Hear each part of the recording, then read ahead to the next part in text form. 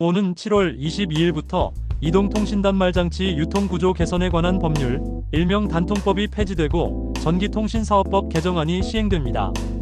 이는 지난 2014년 도입된 단통법이 10년 만에 사라지는 큰 변화인데요. 이번 폐지로 인해 어떤 점들이 달라지는지, 또 우리 통신비 부담은 정말 줄어들 수 있을지 자세히 알아보겠습니다.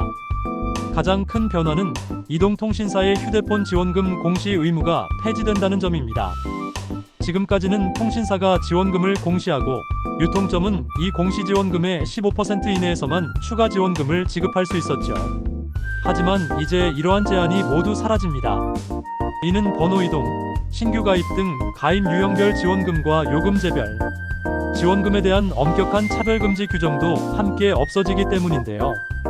그동안 음성적으로 지급되던 초과 지원금, 즉 공시지원금의 15%를 넘는 금액도 이제는 공개적으로 지급될 수 있을 것으로 기대됩니다.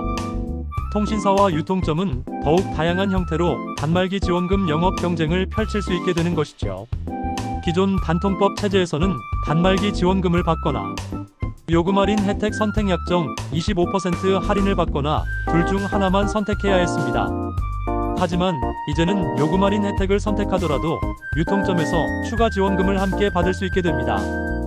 이용자들은 이동통신사로부터 공시지원금을 받지 않는 경우 현행과 동일하게 25% 요금 할인 혜택을 받으면서 동시에 유통점에서 제공하는 추가 지원금까지 받을 수 있게 되어 통신비 부담을 더욱 줄일 수 있을 것으로 기대됩니다. 단통법이 폐지되어 지원금 공시 의무는 사라지지만 이동통신사들은 이용자에게 정확한 정보를 제공하기 위해 자율적으로 요금제별, 가입 유형별 지원금을 기존과 동일하게 누리집 등을 통해 공개하기로 했습니다. 또한 이용자들은 유통점에서 제공하는 추가 지원금을 포함한 단말기, 총지원금 정보를 개별 유통점에서 안내받을 수 있습니다. 무엇보다 중요한 것은 단말기 지원금 관련 영업 방식이 다양화되더라도 유통점 등은 단말기 지원금 지급 내용 및 조건을 계약서에 상세히 명시해야 한다는 점입니다. 이동통신 계약 체결 시 지원금 지급 주체와 방식, 지원금 지급과 관련된 요금제나 부가서비스 이용 조건, 초고속 인터넷과의 결합 조건 등을 계약서에 명확히 기재하지 않는 행위는 개정된 전기통신사업법 위반에 해당합니다. 또한 이용자 권익 보호를 위해 여러 규정들이 전기통신사업법으로 이관되어 계속 준수되어야 합니다.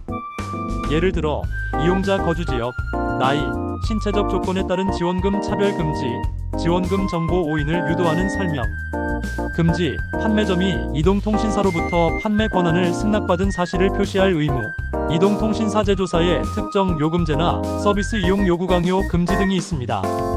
정부는 단통법 폐지 이후 발생할 수 있는 시장 혼란을 방지하고 건전한 유통환경을 조성하기 위한 종합시책을 추진하고 있습니다. 과학기술정보통신부와 방송통신위원회는 이동통신사 등이 참여하는 대응 전담조직 TF를 매주 2회 이상 운영하며 시장 모니터링을 강화할 예정입니다. 향후 방통위는 이동통신사와 유통점의 개통 지연, 중요사항 미고지, 특정 고가 요금제나 부가서비스 이용, 유도 강요 행위 등 금지 행위 위반에 대해 현장 점검을 강화하고 위반 확인 시 엄중하게 조치할 계획입니다.